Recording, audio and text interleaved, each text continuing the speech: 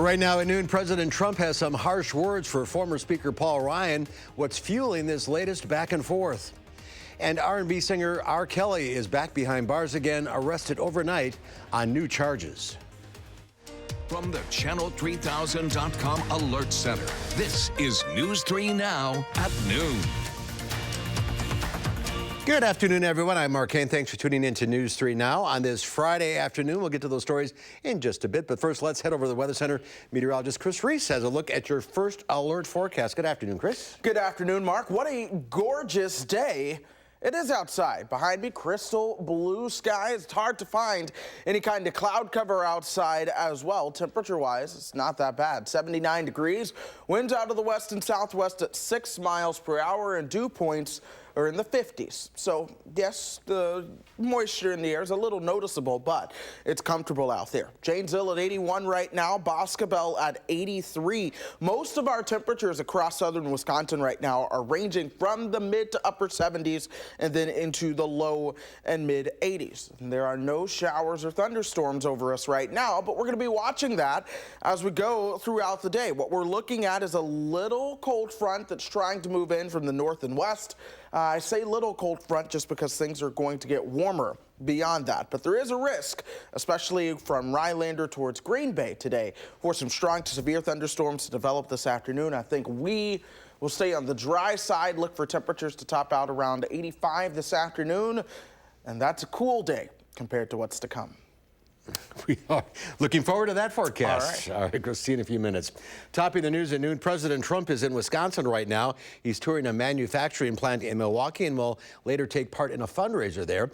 Before he left the White House, he took aim at former Representative Paul Ryan, calling him a lame duck Speaker of the House who never got anything done. For Paul Ryan to be complaining is pretty amazing. I remember a day in Wisconsin, a state that I won, where I stood up and made a speech, and then I introduced him, and they booed him off the stage, 10,000 people. So for him to be going out and opening his mouth is pretty incredible. But maybe he gets paid for that, who knows? This comes ahead of the release of a new book called American Carnage by Politico's Tim Alberta.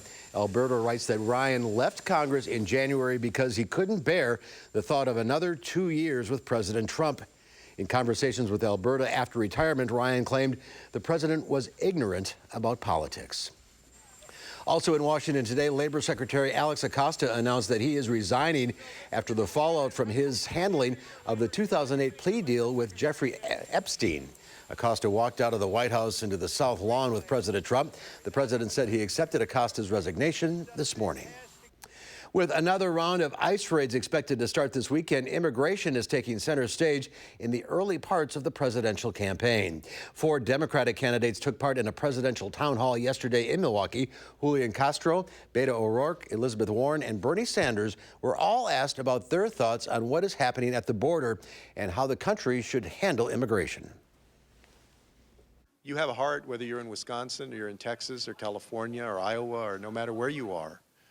You know that that's wrong. To remove criminal prosecution as a consequence for doing what any human would do. We will reserve criminal prosecution for anyone who poses a threat to the safety and the security of this country. I had a meeting with some folks here in Milwaukee. I've seen a young person come up with tears in her eyes talking about her fears as an undocumented person. No great nation tears families apart.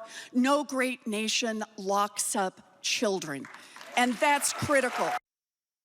Wisconsin is expected to be a frequent stop for presidential candidates in the next year, ahead of the Democratic National Convention being held in Milwaukee in 2020. R. Kelly is back in jail today after being indicted on 13 federal counts, including several new sex crime charges. According to the U.S. Attorney's Office, the new charges include child pornography, enticement of a minor, and obstruction of justice. The singer was arrested as he walked his dog outside his Chicago apartment last night. It's the second time this year he's been arrested on sex charges. Madison Police Chief Mike Koval says he is cutting a quarter of the officers in community engagement programs and moving them to traditional patrols next year. According to the chief's blog, the department is short 31 patrol officers, and the 12 officers being moved will help with that. The proposed 2020 city budget only adds 1 patrol officer, a detective, and a civilian employee. 2 Middleton bar owners have pleaded guilty to skimming cash from video gambling machines. Dudley and Sherry Hellenbrand have owned Middleton Sport Bowl since 1997. The two contracted with a video gambling machine vendor to put machines in their bar. They split the profits with the vendor, but investigators say they skimmed cash receipts and didn't report the total income when required to report and pay taxes on their profits. Investigators say the tax loss totaled nearly $270,000. The Madison School District will be providing free condoms this coming school year to students at West High School. It's part of a new pilot program. The first time a student asks for some, it'll come with a refresher on sex ed, including the topics of reproductive health and consent. District health workers say they've seen STI rates climb every year, and this is their chance to combat that. We've been thinking about doing a program like this for several years, and then with the increase in the number of young people with STIs or sexually transmitted infections, we decided it was time to begin. The Madison School District says it will assess the pilot program at the end of the year based on parent and student reaction. Well, there's more to come on News 3 Now at noon. Up next, let's see what Howard's working on in the Mr. Food Test Kitchen. BLTs don't have to be confined to just 2 slices of bread. Just wait until you see what we've done with them. Just wait.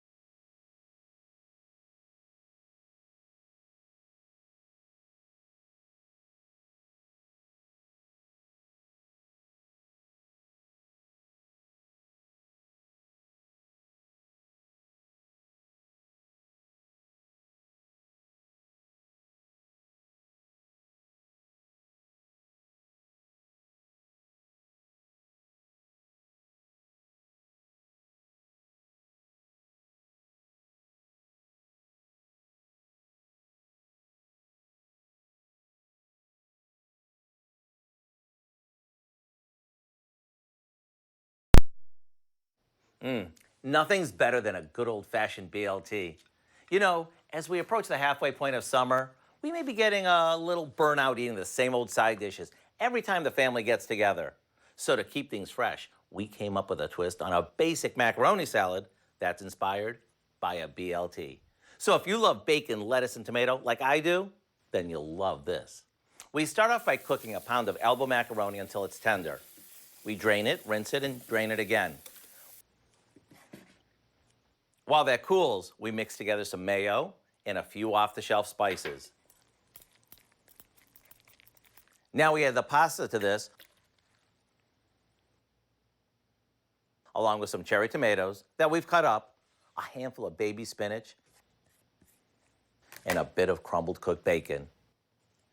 You see, it has everything we love about a BLT, combined with the goodness of macaroni salad. Once this chills and all the flavors blend together, get ready to introduce your family to an old standby with a new smoky twist. And as always, you can get the recipe on our website. Just type in BLT macaroni salad. I know you'll be glad you did. After all, anything with bacon in it is good in my book. I'm Howard in the Mr. Food Test Kitchen, where today we found a comforting kind of way for you to say, ooh, it's so good. All right, Howard, thank you. Still ahead at noon, your Friday stock and ag numbers, plus a hot weekend in store. We'll have your full forecast coming up.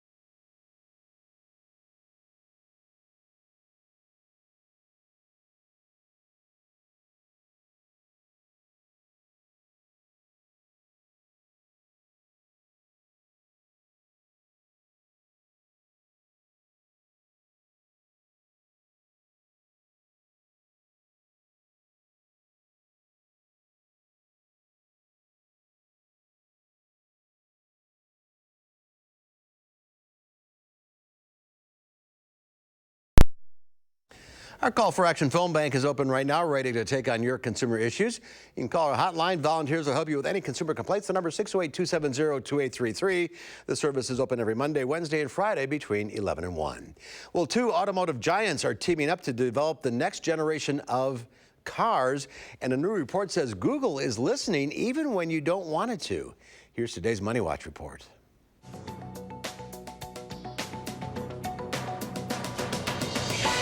Stocks look to end the week on the upswing after 2 days of congressional testimony from Fed Chair Jerome Powell. Investors added to the weekly advance Friday, with stocks climbing to new records after hitting a milestone yesterday. Another measure of inflation ticked slightly higher in June. According to the Labor Department, producer prices edged up 0.1%. Higher food prices offset a drop in energy costs, but inflation has remained muted throughout a record 10-year expansion. A union of two car makers from both sides of the Atlantic is unveiled today. Ford and Volkswagen are teaming up to develop self-driving and electric vehicles. VW will invest $2.6 billion into an autonomous vehicle venture that's mostly backed by Ford, and Ford will build an electric vehicle using VW's technology. Watch what you say. Google is listening. The company revealed yesterday that contractors review a percentage of recordings made by customers through Google Assistant devices like Google Home and Android-based phones. As after more than 1,000 recordings were obtained by a Belgian broadcaster, Google says just a fraction are reviewed by humans to improve language software, and customers may occasionally be recorded even when they're not using a virtual assistant.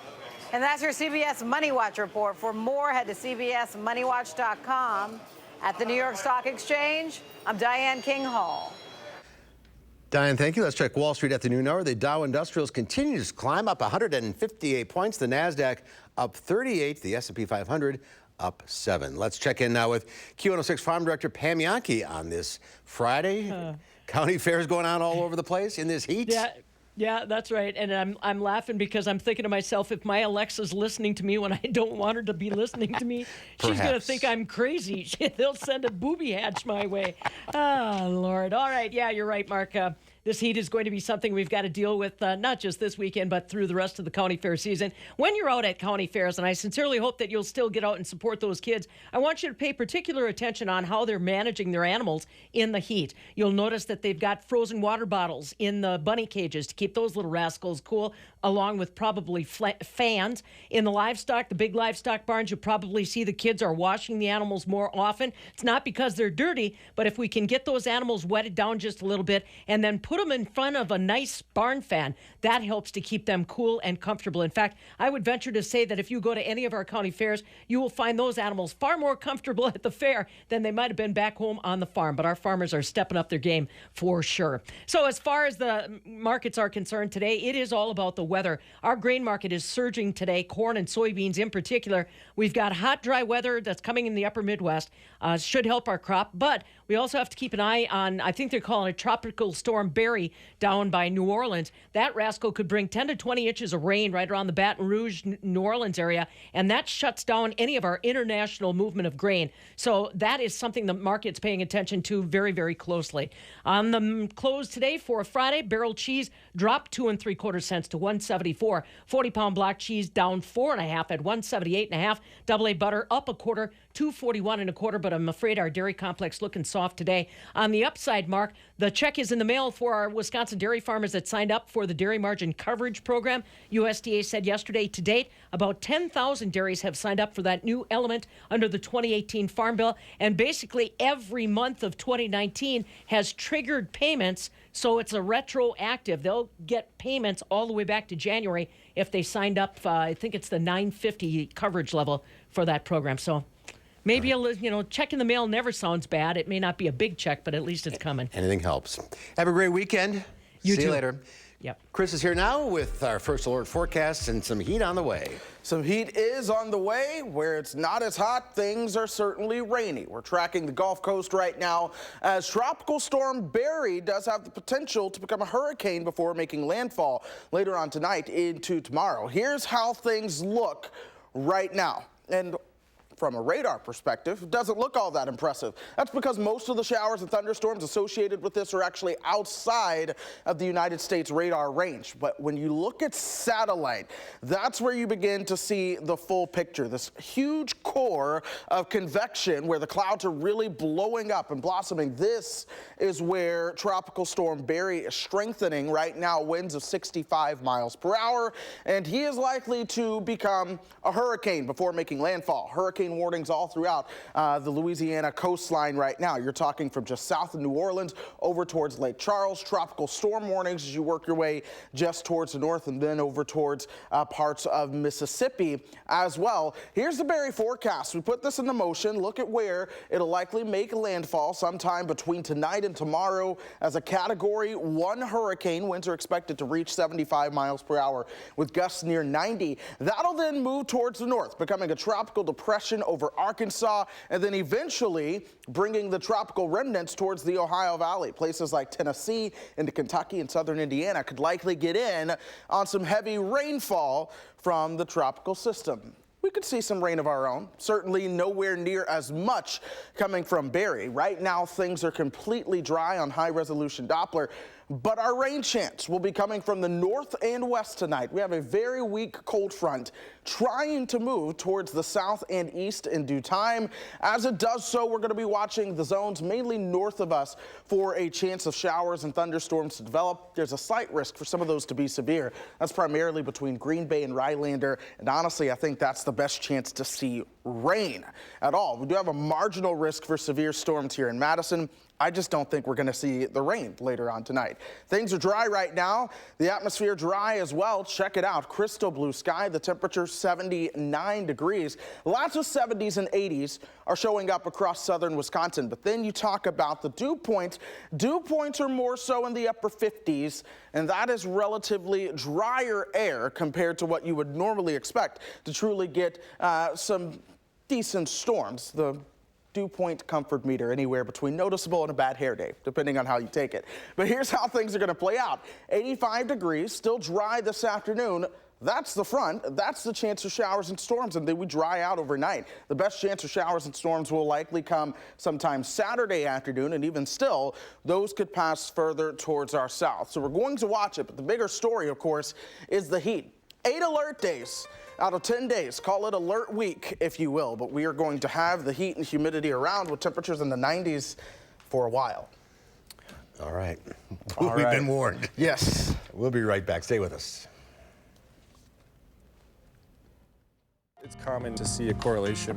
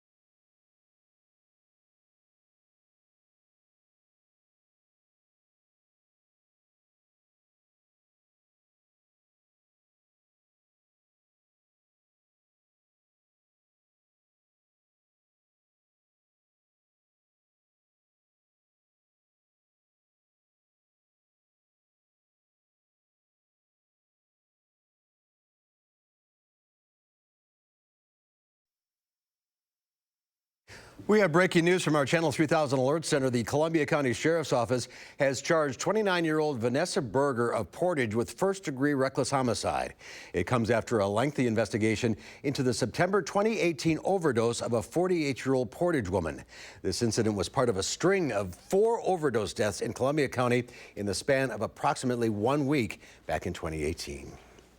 One exciting change is coming to the CBS Evening News starting Monday. That's when former longtime CBS This Morning co-host Norah O'Donnell moves into her new role as anchor and managing editor of the nightly newscast. Vladimir Duthier reports he recently sat down with her to discuss what viewers can expect.